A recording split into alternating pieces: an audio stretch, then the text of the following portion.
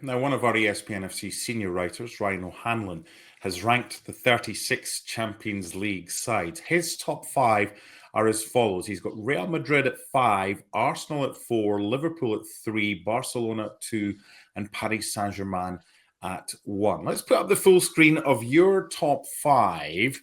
And you've got Paris Saint-Germain also at 1, but there's no Arsenal, no Man City. You've got the two big boys from Spain and Bayern Munich in there. Was this an easy decision for you? It was easy in that I certainly think the top three. I think Paris Saint-Germain are the best team in European football, defending champions. I thought it was interchangeable between Real Madrid and Barcelona. But when you have Kylian Mbappe in the kind of form that he's in, I'm leaning Real Madrid. I still think we will see the best version of Liverpool to come. And especially with this being the group phase, then the knockout phase to come next year, I think Liverpool will figure it out. They have more than enough to negotiate the group phase. And then there's a lot, as I mentioned, there's a lot of company on Vincent Company and Bayern Munich. So for me, that's the top 5. Now, I totally understand, and especially given Arsenal's performance yesterday, why Arsenal should be in the reckoning.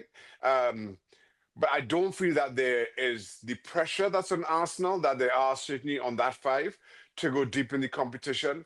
Maybe they prove me wrong. But I just feel that those are the 5 that you have to keep the closest eye on. And then to that point, how do Arsenal fare in the second half of next season? Time and time again, we've seen Arsenal, turn the corner of the new year, neck and neck with whoever's at the top of the table, and things just drift away slightly. Now, they were certainly better last season. Will they be even better than what we saw last season in terms of managing both the league and the Champions League? That comes down to a lot of experience. And the one thing you have to say about that 5 that certainly I've picked is they have experience in managing both domestic and European competitions in that second half of the season.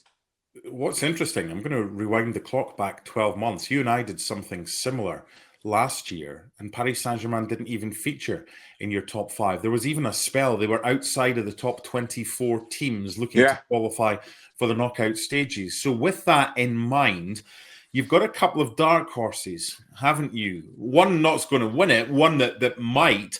I think they're very interesting. Galatasaray is one side that have got off to a flyer in Turkey. They've won 5 out of 5.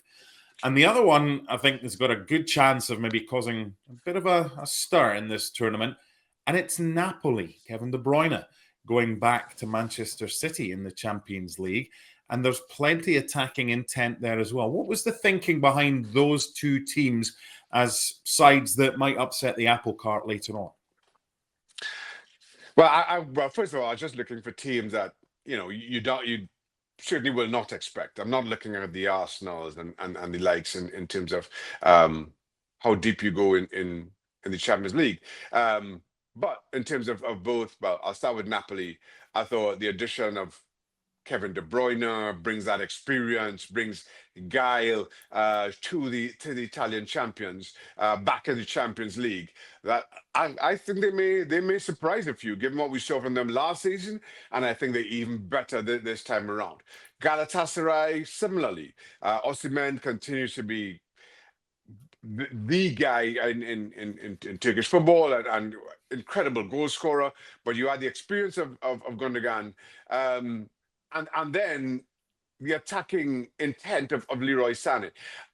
Given his experience again, and this is a player I absolutely like a lot in Leroy Sané.